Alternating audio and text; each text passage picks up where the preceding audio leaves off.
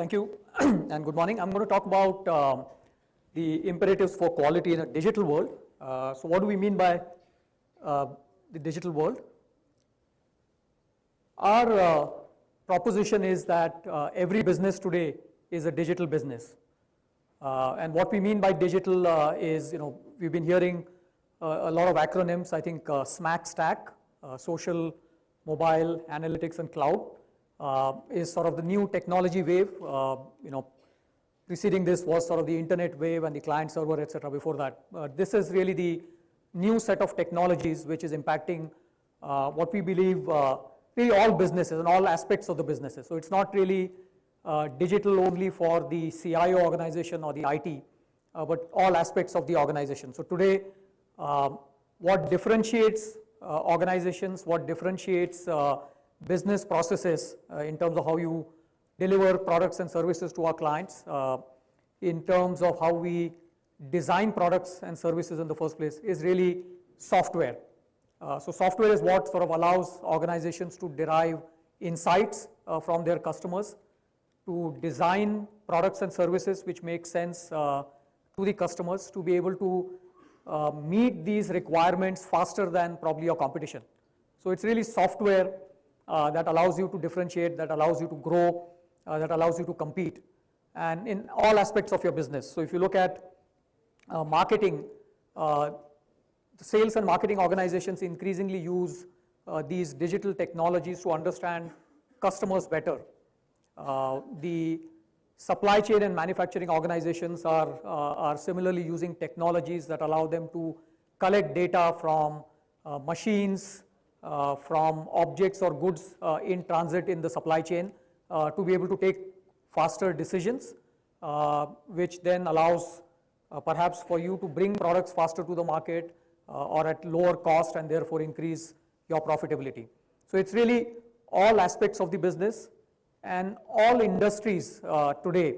It's not just the consumer-facing industries, the B2C, which is where we probably see the biggest impact of these new emerging technologies, but it's really industries like healthcare industry, even governments, utilities, large parts of our life will get impacted by how digital technologies get adopted.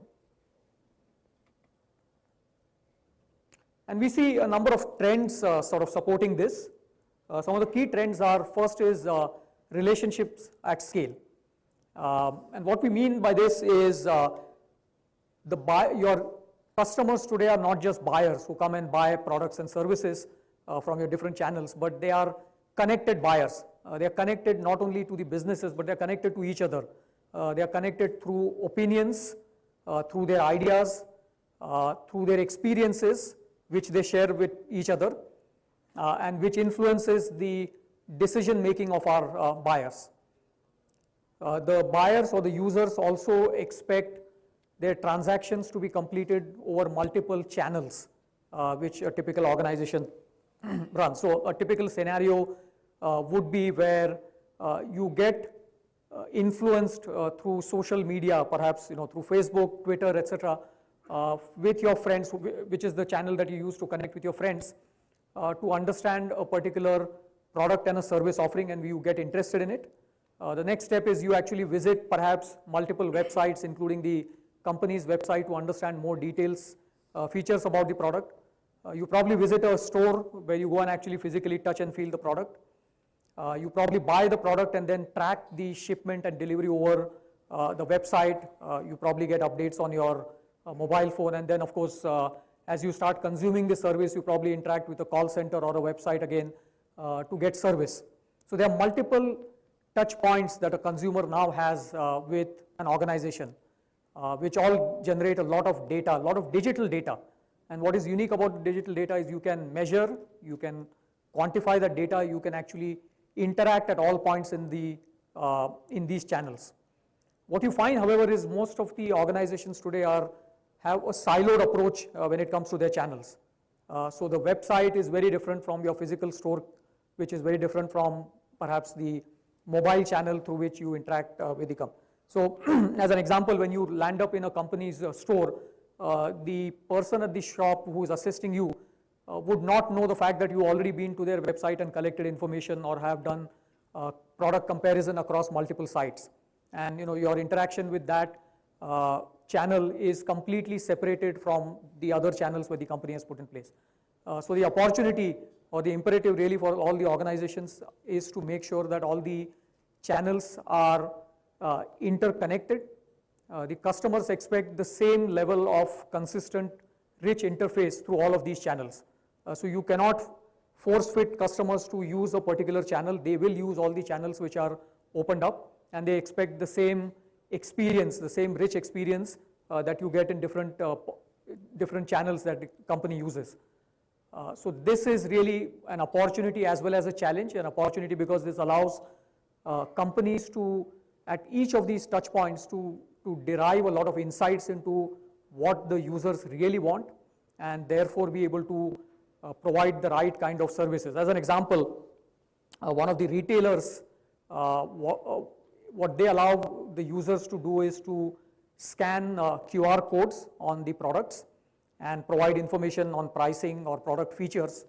But as you do that, and this is inside the store, the backend system actually starts analyzing the past history of the customer, the preferences which it may have collected from site visits to its own website, or perhaps syndicated data that they collect from outside, and you start providing discount coupons on your user's smartphone which are relevant to the stock which is available in that particular store.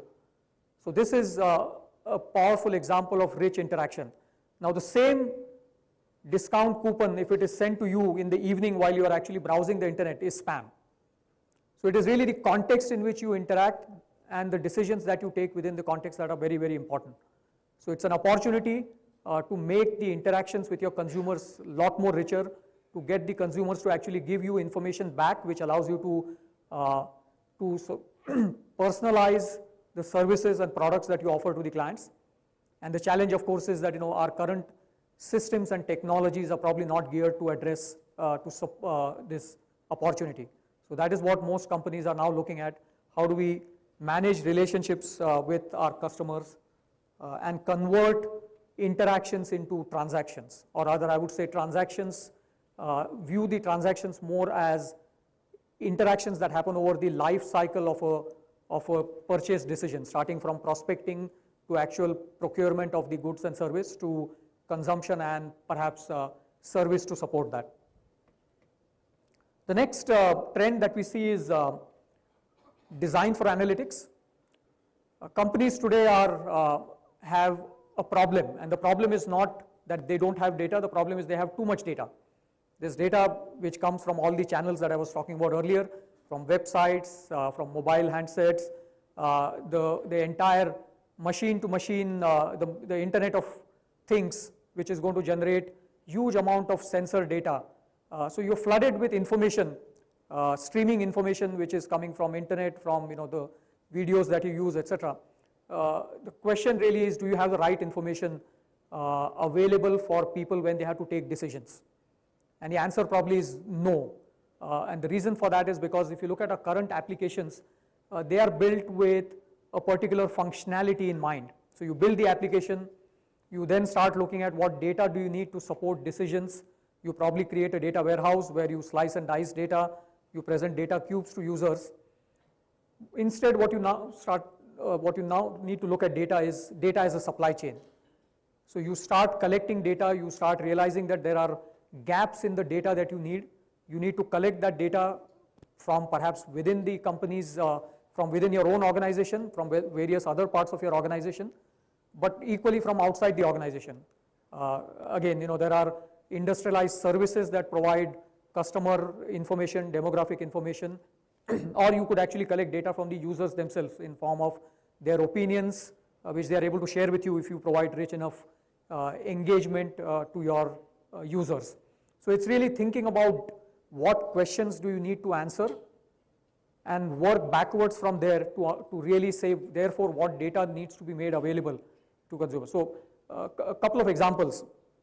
One of the utility companies in US has started looking at hybrid and electricity driven cars and registration of those cars in specific neighborhoods, because that actually drives the usage pattern or increases the consumption of electricity in certain neighborhoods, and which allows, so this information collected in advance allows the utility company to make sure that the supply sort of matches the anticipated demand. Now these are requirements which will continue to sort of evolve, and what we need to make sure is the applications or the decision makers who are doing the demand supply management for this utility company have the ability to get this information and from an external source in this case, not even from the companies inside the company firewall, but really an external source of information. Closer to home, my own mobile provider knows the fact that I have a voice plan. They know that I work for Accenture because I have a corporate plan with them. They know I travel very often because I'm on roaming several times, several days of the week. But they also probably know the fact that I don't have a data plan with them. So I have a laptop data card which I take from another provider. Now I get from my mobile operator, I get probably every month a notice and updation of various voice plans. But what I haven't got so far from any of from them is the offer to provide me data service, which they should know that it is available. That's something which I'm consuming, given my sort of profile, given my track record of sort of consumption of their own services, and yet somebody who's either the software or the person who's driving these decisions doesn't probably have access to the right data when it comes to creating the offers that they make to clients. So that's really in terms of analytics and designing application with analytics in mind. The next is data velocity. So once you have this vast amount of information, what is important is to be able to actually analyze information. So match the speed at which we are actually collecting data, which is extremely fast, to the actual decisions that the business needs to make, and therefore the insights that you will be able to serve. And this becomes very important in a location-aware world. So today, when we are consuming a lot of these services using our mobile handsets, the location where we are using this, consuming this data from becomes very important. So going back to the retailer, it's very important for the retailer to be able to look at the consumer past history, to analyze the usage pattern, and then come up with the relevant offerings, and all this should happen in the 10 or 15 minutes that the person is expected to be in the store. Similarly, with ads that you need to provide on a mobile handset, location-specific ads need to be delivered within minutes, and that means you need to consume a vast amount of data, drive the right insights, and then present that to the software, which ultimately is going to push the ad or the discount voucher on your handset. So it's not just about page downloads or rendering on your handsets, etc. It's really the back-end process, how you are able to actually analyze the data at speed. And of course, we see a number of tools and technologies becoming available to support this, in-memory computing, NoSQL database, etc., which allows you to process vast amount of information very, very rapidly. So what we need to do is to make sure that the speed of decision making, and therefore the data that's provided to decision makers, matches the speed at which the data is actually coming in and is changing. So by the time you make the decision, if the context has changed, the data and the information is no longer relevant for the decision makers. The next trend is around seamless collaboration, and this is more for the enterprises. Collaboration is sort of already very widespread, used by all of us in our own personal lives. How many times do you find that your colleague who you thought is in office is in Delhi because you saw the status update on Facebook, but did not find the relevant information in your own corporate applications, right? So what we find is collaboration technologies, especially in our personal lives, are leading what we see in enterprises. And the reason why that is happening is because, again, the applications, especially the collaboration tools in the enterprises, are siloed. So we have emails, we have video conferencing, we have web chats, webinars, we have SharePoint. All of these are different silos. You need to go to different places to collect the relevant information, and then of course you need to use your business application to do the order processing or billing or whatever function that you are using. What we think will happen or should happen is really have collaboration tools embedded into the business processes. That is what will allow us to utilize the power of collaboration. And by the power of collaboration really is for you to be able to drive insights. So an example is Chatter, which is a collaboration tool which comes from salesforce.com. And what the sales team does is, it publishes, people sort of tweet or put down what is sort of important for them, and the stream is accessible to various people in the organization who subscribe to that stream. And in this case, what happened was one of the leads that a salesperson was working on and which was getting extended, it turned out that the buyer knew the sales head of the organization, who, when going through the Chatter feed, was able to make the connection and was able to make the call and help close the deal faster. Now that's an example of collaboration in workplace which needs to be enabled by the right set of tools. We do collaborate, as I said, in the personal lives. What we need to do is bring those same, make those same tools available in our enterprise systems, and that will drive greater uptake of collaboration into our business processes. The next underlying trend is software-defined networking, which is sort of the final frontier for virtualization. So we virtualized compute, data storage, our data center, etc. The next frontier really is software-driven network, where we would be able to reconfigure networks using software. You no longer have to sort of go and change the physical infrastructure for your networks, and that gives you unprecedented flexibility in terms of how applications sort of get deployed onto private networks, how you could reconfigure networks so that you can move quickly from test to production environments. So that's going to happen through software networking. And the final trend is around security, so active defense. Using new techniques, it's no longer, and obviously given the complexity, given the attack surface, the amount of data points through which you could get attackers or hackers into your systems through devices, through a number of touch points has increased exponentially. So it's, it's no longer a question of preventing penetration. It is going one step further and accepting the fact that you will have penetration in some form or shape, and then what do you do after that?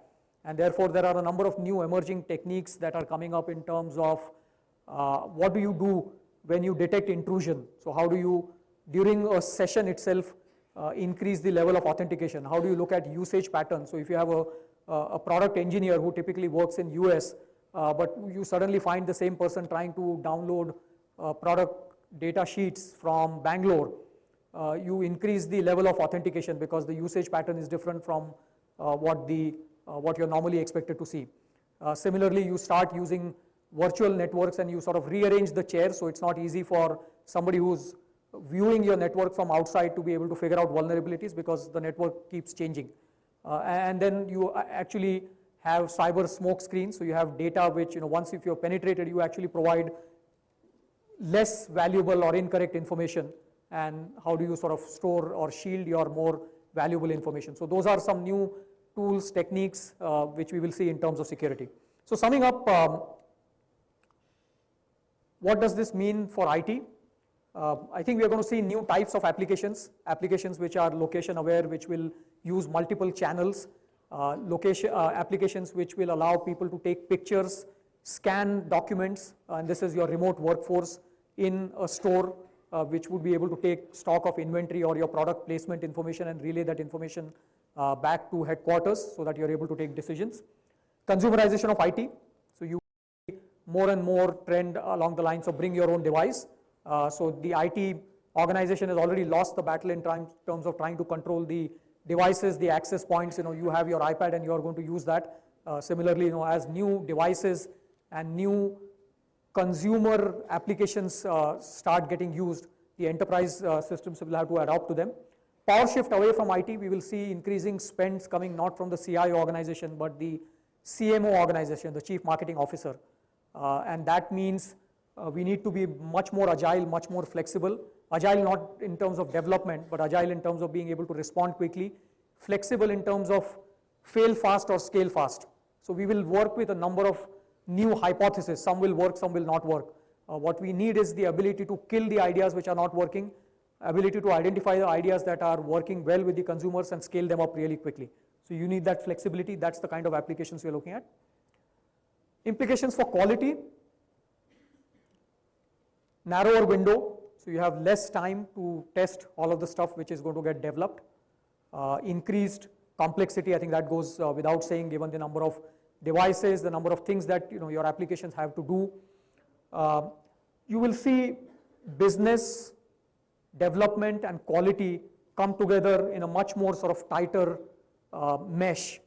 You need to understand business very well to be able to understand the requirements and to be able to earlier Jeff's point, to be able to really validate what the business wants. And then you need to work very closely with dev, because your agile development means your cycle time for development and therefore testing is getting crunched, and you need to sit closer with your development team. So you are, quality as an organization and as professionals are going to come closer and closer to both business and dev. And you therefore need to start sort of specializing, and of course lower tolerance for errors. Customers are not going to wait for you to fix errors in the information that you provide, etc. You need to be able to find those errors and sort of prevent them to leak in the first place. So way forward for quality is shift left. I think we heard from our previous speakers as well from Mac in terms of how left shift is becoming increasingly sort of important. So really quality is everyone's responsibility, right from the business and the designers who have to actually articulate the requirements, and then of course into the quality team. Driving insights, using intelligence, we collect a lot of data. What do we do with that data? How do we use statistical models to derive insights, to predict things, to find failures before they actually occur and then take corrective actions? And specialization. For quality, I think the specialization will come along two dimensions, not surprising, business and technology. So it's not enough for us to be just testers. We need to be very focused on a particular technology which we are supporting or a particular business domain that we are supporting. And again, I think in the morning we had some discussion about how do we address the dichotomy between people who want to specialize on technology versus business domain. And I think the answer really is it's a team, this is a team sport, and we need to have people who can manage both and get them onto our quality teams. So I'm out of time, and I have a few minutes left so I can take questions. So this is really a quick summary in terms of what do we think is going to happen in the new digital age, the kind of applications that we're going to see, and therefore the kind of challenges and opportunities that we see for quality organization and quality professionals. Thank you, Abhay. Thank you for that overview on quality imperative for a new digital world. As Abhay said, we invite questions from the floor of the house.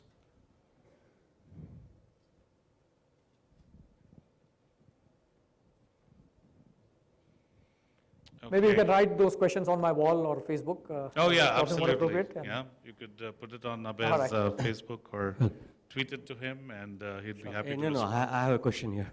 Yeah? Oh, I see. I didn't see your hand. Maybe you got hidden behind the pillar. Okay, my apologies. I got the mic in my hand, so I That's wonderful, yeah. Wonderful. That's a wonderful presentation. Thanks for that. So basically, when you're talking about the collaboration, I think that's the key. We have many tools, and I find that now the clients even they have lot of tools with them, but then are they collaborating?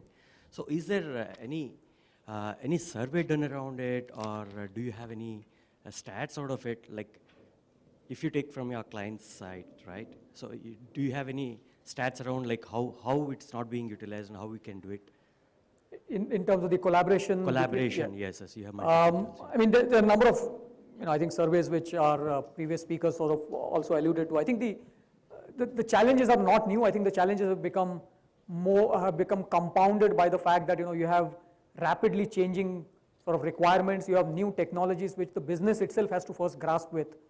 So that, I think, increases the order of complexity and the amount of collaboration, therefore, which is required, because, we don't, these technologies, these trends are all sort of new, they are emerging, they are sort of evolving as we speak, and therefore we need to, sort of be able to respond to changes in real time as well. And which is why collaboration is important, because it's no longer enough for you to take requirements, go away and come back 12 months later with an application. Your requirements will change. What the business wants out of a particular application which is being developed or a feature which is being developed will change. And therefore collaboration becomes important, because then we can make sure that all the stakeholders, and again, I think as Jeff mentioned in his presentation, really the downstream partners, the guys who are doing dev, and that's going to be multiple partners, because there's no, you don't probably have a single siloed application, monolithic application that delivers everything. You have applications that need to collaborate together, and then you need have testers who will test the sort of end-to-end scenario. So collaboration, I think always exists, the need for collaboration always existed. It's become far more complex, and which is why it is important for us to have specialized tools, specialized discipline, business analysts who understand the processes, etc. better to be able to bring all of this together. That's wonderful. So I just wanted to add a sentence to that, just to complement it, even from my own experience. It's more like, yes, guys, this is one takeaway which everybody of us should be saying. And a couple of consulting gigs in which I myself have done, I find that nowadays you get so many tools coming in, and we just take in them.